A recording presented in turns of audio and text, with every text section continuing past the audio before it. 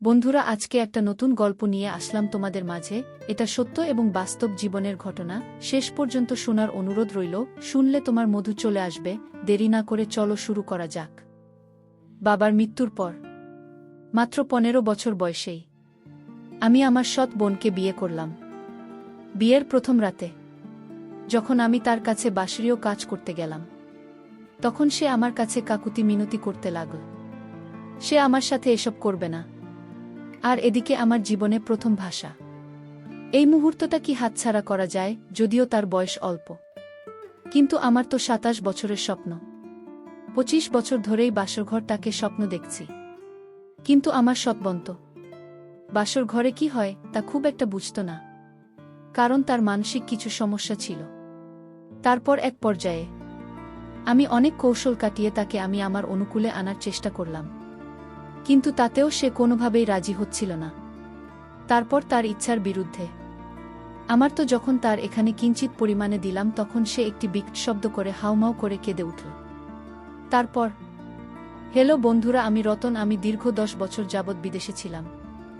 আমার বাড়িতে এসে দেখি সব সম্পত্তি আমার সৎ বোনের নামে উইল করে রেখে গেছে আমার বাবা। আমি বাবার মিল অনেকবার পড়েছি, কিন্তু সেটা পড়ে আমার রক্ত টকবক করে ফুটছে।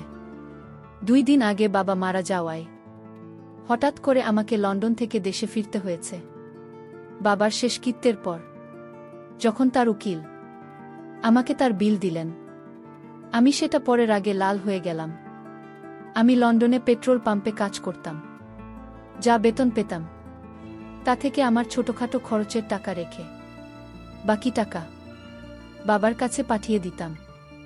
সারা জীবনের পুঁজি সবকিছু দিয়ে আমার বাবা শহরে কিছু জমি কিনলেন।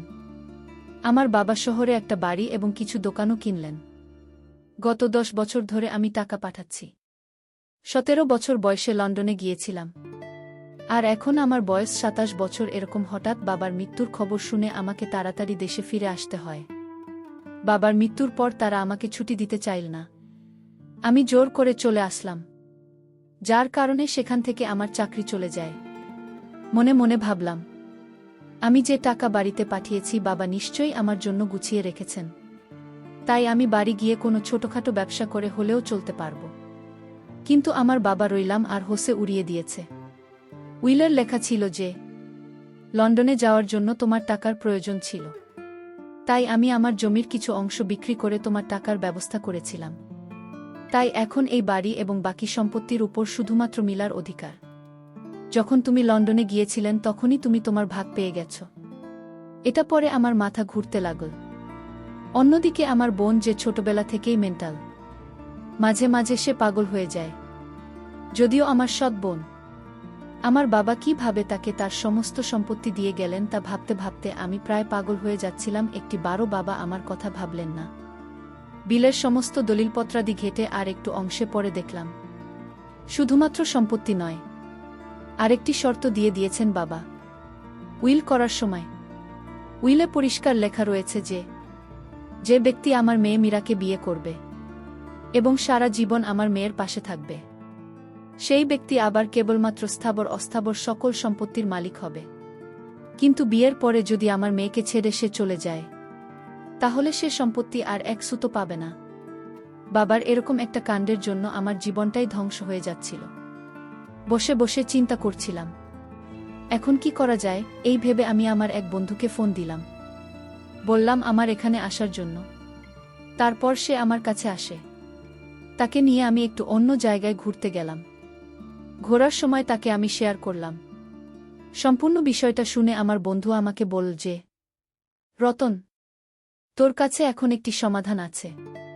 তারপর আমি বললাম কি সমাধান? সে বলল, তুই তো সৎ বোনকে বিয়ে করে নে, তাহলে তোর সকল সম্পত্তি আবার তোর হাতে ফিরে আসবে। বন্ধুর মুখে এরকম ধরনের কথা শুনে আমি কিছুটা হকচকিয়ে গেলাম আর বললাম, বন্ধু এটা কি করে সম্ভব? সে তো আমার বোন। সে বলল, বোন হলে কি হবে? সে তো তোর আপন বোন না, সে তো সৎ বোন, আর সৎ বোনকে বিয়ে করা যায়।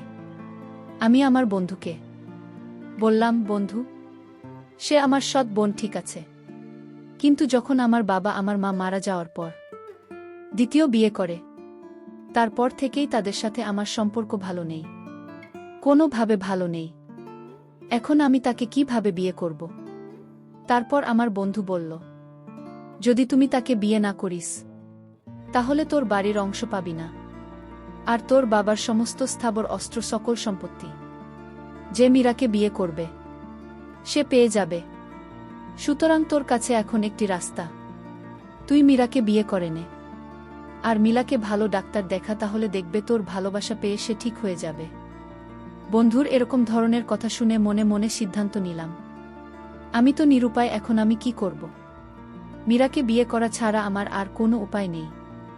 তারপর এক পর্যায়ে আমি আমার সৎ বোনের সাথে বিয়ের পিঁড়িতে বসতে বাধ্য হলাম। অবশেষে আমাদের বিয়েটা হয়ে গেল। বিয়ের প্রথম রাতে যখন আমি তার কাছে গেলাম, সে আমাকে কোনোভাবেই বাসারের কাজ করতে দেবে না। অর্থাৎ সে কিছুটা মেন্টাল টাইপের ছিল। সে বুঝত না ভালোবাসা কাকে বলে এবং কিভাবে ভালোবাসতে হয়। বাসর ঘরে অনেক কৌশল করেও কোনো কাজ হচ্ছিল না। তার কাছ থেকে কোনোভাবেই আমি কোনো কিছু আদায় করতে পারছিলাম না। মূলত আমার সৎ বোন ছিল কিছুটা মেন্টাল টাইপের। সেখানে আমি যখন তার উপর কোনো কিছু করতে চাইতাম তখন সে চিৎকার চেঁচামেচি করত। এরকম বাসর ঘর দেখে আমার মনটা খুব দুর্বল হয়ে গেল। মনে মনে ভাবলাম, কাকে বিয়ে করলাম যার সাথে নাকি বাসর করারই কোনো ইমেজ পাচ্ছি না। আর প্রকৃতপক্ষে বন্ধুরা, আমার সৎ বোন, যদিও সে পাগল, কিছুটা মেন্টাল, কিন্তু বাবা তাকে অনেক আদর করতেন, তার প্রতি অনেকের নিতেন। তার সৌন্দর্য, কিন্তু অনেক তার সৌন্দর্য দেখে যে কেউ পাগল হয়ে যাবে।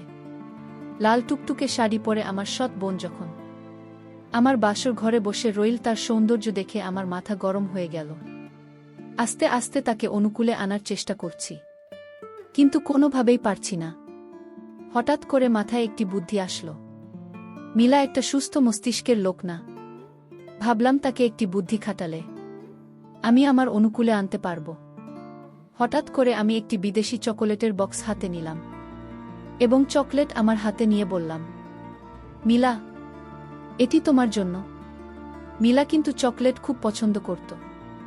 আমি তাকে চকলেট দিয়ে দিব, সে আমার কাছ থেকে চকলেট কে নেবে। ঠিক এই মুহূর্তে বললাম, তুমি যদি আমার সাথে একটি কাজ করো তাহলে তোমাকে এই সবগুলো চকলেট আমি দিয়ে দিব। সে বলল, সত্যি ভাইজান, আমাকে সবগুলো চকলেট দিয়ে দিবে? আমি বললাম, হ্যাঁ, তোমাকে সবগুলো চকলেট দিয়ে দেব এবং আরও অনেক অনেক কিছু দিব, কিন্তু তোমাকে যে একটি কাজ করতে হবে। সে বলল, ভাইরা, কি কাজ? আমি বললাম, মিলা, এখন থেকে 2 ঘন্টার ভিতরে আমি তোমাকে যা যা বলবো তুমি তাই করবে, তাহলে তোমাকে এই যে পুরো বক্সের চকলেট দিয়ে দিব। মিলা বলল, সত্যি ভাইজান? ঠিক আছে, যাও, তুমি আমার সাথে যা যা মন চাই তা করো, কিন্তু তারপর আমাকে চকলেটগুলো দিয়ে দেবে। আমি বললাম, আচ্ছা ঠিক আছে। তারপর মিলাকে আমি আপন করে নেওয়ার জন্য আস্তে আস্তে তার সাথে ঘনিষ্ঠ হতে চাইলাম। প্রথমে একটু ইতস্তত বোধ করল, তারপর তাকে আস্তে আস্তে আমি প্রস্তুত করার চেষ্টা করলাম, আর কিছু কিছু মানে উচ্চাকাঙ্ক্ষী করার চেষ্টা করলাম, যাতে সে আমার প্রতি কিছুটা দুর্বল হয়। কিন্তু আমি তো একটা জায়গাতে খুব অবাক হয়ে গেলাম। বন্ধুরা, যদি আমার বোন কিছুটা মেন্টাল টাইপের ছিল, কিন্তু তার এখানে যে এত মজা লুকিয়ে আছে তা আমি আগে কখনো ভাবতে পারিনি। যখন আমি বিভিন্ন ইশারা ইঙ্গিতে তাকে আমার পজিটিভ লাইনে আনতে শুরু করলাম, তখন সেও দেখি আস্তে আস্তে তার অবস্থান পাল্টাতে শুরু করল। সে আমার প্রতি দুর্বল হয়ে যেতে লাগল, আর কেমন জানি নিঃশ্বাস নিতে লাগল আর উদাস হতে লাগল। বুঝতে পারলাম আমার টেকনিক কাজ হয়েছে। এভাবে প্রায় 20-25 মিনিট তাকে আকর্ষিত করার পর আস্তে আস্তে যখন আমি তার এখানে অবস্থান নিতে শুরু করলাম, যখন তার এখানে আমি পূর্ণ নিয়ন্ত্রণ নিতে শুরু করলাম, তখন আমি তাকে ভালো করে দেখলাম। এটা দেখে আমি বুঝতে পেরেছিলাম যে তার এটা এখনো অ্যান্ড ক্লিন, একেবারেই পরিষ্কার, পরিচ্ছন্ন, পরিপক্ক, এবং সেখানে ইতিপূর্বে অন্য কারো দ্বারা নিয়ন্ত্রিত হয়নি। যদিও বিয়েটা আমি মন থেকে করি নাই, তারপরও তাকে দেখে, তার ওই সৌন্দর্য দেখে আমি তার জন্য পাগল হয়ে গেলাম। রাত্রি তার সাথে স্মরণীয় করে কাটানোর চেষ্টা করলাম। এই ভেবে ভেবে আমি যখন প্রথম তার উপর নিয়ন্ত্রণ নিতে যাব, আমার এটা মাত্র কিঞ্চিত পরিমাণ তার এখানে গেলা এমন সময় সে অনেক জোরে একটা শব্দ করে উঠে বলল, ভাইজান, আমি তো মরে যাচ্ছি, আমার খুব কষ্ট হচ্ছে। তারপর আমি ভাবলাম, এই আমার সুবর্ণ সুযোগ। এখন যদি আমি তাকে ছেড়ে দেয়, তাহলে হয়তো আর কখনো এই সুযোগ আমি পাব না। এই বলে আমি তার উপর পুরো নিয়ন্ত্রণ আনার চেষ্টা করলাম। যখন একেবারে পুরোটা তার নিম্নাংশে চলে গেল, তখন সে এমন জোরে একটা বিকট শব্দ করে চিৎকার দিল যে সেই চিৎকারে বাড়ির সমস্ত লোক সজাগ হয়ে গেল। তারপরও আমি আর তাকে ছাড় দিলাম না। আমার ইচ্ছামত চাহিদা পূরণ করলাম। কিন্তু যখন ২০-৩০ মিনিট হয়ে গেল, তখন তার মধ্যে দেখলাম অন্যরকম একটি ইমেজ কাজ করল। সেও আমার প্রতি ইশারা ইঙ্গিত দিয়ে আমাকে বারবার আহ্বান করল আমি তার উপর আরও প্রবলভাবে নিয়ন্ত্রণ নেওয়ার জন্য। তারপর আমি তার উপর আরও প্রবলভাবে নিয়ন্ত্রণ নিলাম। এমনভাবে আমি তার উপর নিয়ন্ত্রণ নিয়েছিলাম, যার ফলে সে পরিপূর্ণ তৃপ্তি পেয়েছিল। এবং এই নিয়ন্ত্রণ নেওয়ার ফলেই আমাদের ঘরে পরবর্তী কিছুদিন পরেই একটি ফুটফুটে কন্যা সন্তান হয়েছিল। এবং আমার স্ত্রীর ও বিদেশে ভালো ও উন্নতমানের ডাক্তার দেখিয়েছিলাম, যার ফলে সে এখন পরিপূর্ণ সুস্থ হয়ে গেছিল। এখন আমার সংসার খুবই সুখে শান্তিতে চলছে। আমাদের সংসার সুখে শান্তিতে ভরে আছে এখন। প্রিয় বন্ধুরা, তোমাদেরকে সর্বশেষ একটি কথাই বলবো, বিশেষ করে প্রবাসী ভাইদেরকে একটি কথাই বলবো। তোমরা তোমাদের সারা জীবনের কষ্টের অর্থ তোমরা কার কাছে দিচ্ছ, যদিও সে তোমাদের পিতা মাতা অথবা কেউ একজন হয়, অবশ্যই টাকাটা কিভাবে ব্যয় হচ্ছে তা তোমরা নিশ্চিত করে দেবে।